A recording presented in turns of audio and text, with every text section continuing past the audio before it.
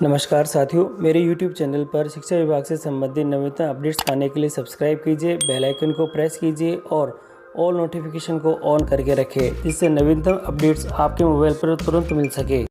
साथियों, राजस्थान बजट है सत्र 2023-24 का और वित्त और विनियोग विधेयक चर्चा पर श्री अशोक गहलोत जी मुख्यमंत्री श्री की घोषणाएं हैं 17 मार्च 2023 की विधानसभा सत्र के दौरान और क्या घोषणाएं हुई है शिक्षा विभाग और कर्मचारियों के लिए।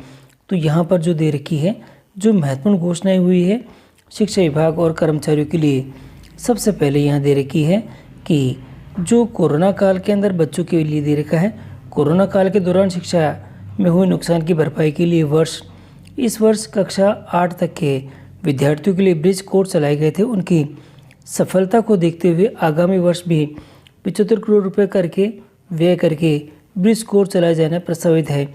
इससे लगभग 70 लाख जो विद्यार्थी उनको फ़ायदा होने वाला है। इसी के साथ ही यहाँ पर जो दे रखा है, यानी कि स्कूल शिक्षा की सुविधा सुलभ करने की दृष्टि से 500 प्राथमिक विद्यालयों को उच्च प्राथमिक विद्यालयों में तथा 500 उच्च प्राथमिक विद्यालयों को उच्च माध्यमिक विद्यालयों में क्रमोन्नत करने की घोषणा की गई है। और इसी के साथ ही 400 जो उच्च माध्यमिक विद्यालयों में विज्ञान, वाणिज्य व कृषि संकाय विषय प्रारंभ करने की घोषणा की गई है। इसी के साथ ही प्रदेश के पंजीकृत मदरसों में अध्ययन सुविधाओं को विस्तार की दृष्टि से शिक्षा विभाग की तर्ज पर प्रति विद्यार्थी 2 सेट निःशुल्क यूनिफॉर्म उपलब्ध करवाई जाएगी।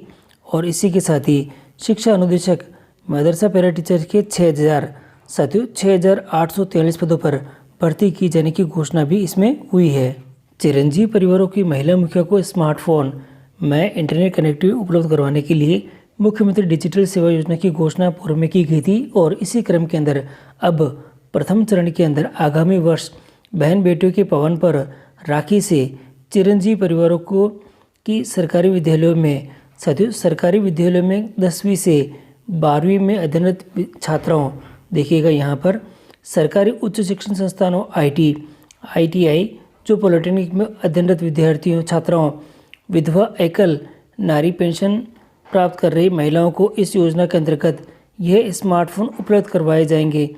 इस प्रकार प्रारंभिक चरण में यानी कि 40 लाख लाभान्वितों को यह स्मार्टफोन दिए जाएंगे। और इसी के साथ ही कर्मचारी वर्ग के लिए जो महत्वपूर्ण घोषणा है वह कुछ इस प्रकार से है। यहाँ पे देखिएगा, यहाँ दे रखा है आपके पास में, जो कि हमारे द्वारा IFMS के माध्यम से प्रक्रियाओं को सरलीकरण करते हुए कार्मिकों और पेंशनर्स को अब GPO खाते पर पूरा नियंत्रण, पेंशन स्वीकृति के लिए सर्विस बुक की बाध्यता समाप्त करना और सैलरी पेंशन का ऑटो पेमेंट जैसे नवाचार कर राहत दी गई है। इसके उपरांत भी वर्तमान में कार्मिकों के रिटायरमेंट के समय पेंशन परिलाभ प्राप्त होने में महीनों का समय लग जाता है।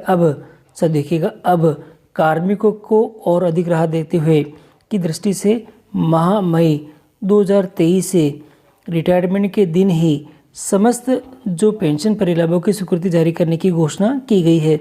और ये एक महत्वपूर्ण घोषणा है सभी कर्मचारियों के लिए। और इसी के साथ ही यहाँ दे रखा है, हमने राजकीय कार्मिकों की सेवानिवृत्ति उपरांत सुरक्षा संबल करवाने की दृष्टि से सभी के लिए OPS लागू करने का प्रावधान किया है। माननीय सदस्यों को विदित होगा कि प्रदेश में 80 वर्ष से अधिक आयु के पेंशनर्स को पेंशन राशि में वृद्धि का लाभ प्राप्त होता है। आयु बढ़ने के साथ ही अतिरिक्त वित्तीय सुरक्षा की आवश्यकता को ध्यान में रखते हुए अब यहाँ दे रखा है 75 वर्ष से अधिक 80 वर्ष तक आयु के पेंशनर्स को पेंशन राशि में बेसिक पर 10% अतिरिक्त, देखिएगा 10% जो अतिरिक्त है अलाउंसेस उपलब्ध करवाने की घोषणा भी करते हैं। तो ये भी जो कर्मचारी वर्ग के लिए बड़ी और शानदार जो खबर है ये है। और इसी के साथ ही यहाँ दे रखा है, राज्य के कार्मिकों को उनके द्वारा 7वें वेतनमान के वेतन निर्धारण हेतु दिए गए विकल्प के कारण वेतन में हो रही हानि को देखते हुए इन नियमों को मैं पुनः विकल्प दिया जाना प्रस्तावित करता हूँ। इससे उनके वेतन में वृद्धि हो सकेगी, जो विकल्प है वापस उपलब्ध हो जाएंगे, जिससे कि जो उनकी वेतन में वृद्धि है वह हो सकेगी। इसी के साथ ही कार्मिक अपने ज़रूरतों की पूर्ति के लिए प्रतिमाह मिलने वाले वेतन पर निर्भर करते हैं। जो आकस्मिक यानी आवश्यकता होने पर, इमरजेंसी में आवश्यकता होने पर भी कार्मिकों के वेतन लाभ मिल सके, इसके लिए आनुपातिक आधार पर, साथियों देखिएगा यहाँ पर इम्पोर्टेंट लाइन है, आनुपातिक आधार पर वेतन के बीच में ही अग्रिम वेतन यानी कि एडवांस सैलरी विड्रॉल की सुविधा उपलब्ध करवा दी जाएगी। और ये भी घोषणा कर दी गई है। अब ये किस प्रकार से रहेगी, इसके लिए अलग से जो वित्त विभाग का आदेश जारी हो जाएगा और इसके बारे में यहाँ पे हमें अपडेट मिल जाएगा। इसी के साथ ही राजकीय कार्मिकों को खेलों के क्षेत्र में प्रोत्साहन करने की दृष्टि से अंतर्राष्ट्रीय व राष्ट्रीय स्तर की खेल प्रतियोगिताओं में उत्कृष्ट प्रदर्शन करने वाले कार्मिकों को स्पेशल अलाउंसेस यानी इंक्रीमेंट दिए जाना प्रस्तावित किया गया है साथियों। और इसी के साथ ही कार्मिकों के द्वारा अपने कर्तव्यों के निर्वहन के लिए स्वयं की दक्षता में वृद्धि सतत रूप से किया जाना आवश्यक है। इस दृष्टि से प्रदेश के apex capacity building institute Harishchandra Mathur राज्य लोक प्रशासन संस्थान के उन्नयन के साथ ही संस्थान के अंतर्गत सिविल सर्विस ऑफिसर्स इंस्टीट्यूट की स्थापना के लिए 25 करोड़ रुपए देने के लिए यहाँ पे किया गया है। राज्य के कार्मिकों की सुविधा की दृष्टि से राजस्थान सिविल सर्विस एप्लेट जो ट्रिब्यूनल की स्थायी पीठ जोधपुर में खोलने की घोषणा भी की गई है। और ये सभी कर्मचारियों के लिए बहुत ही महत्वपूर्ण घोषणाएं हैं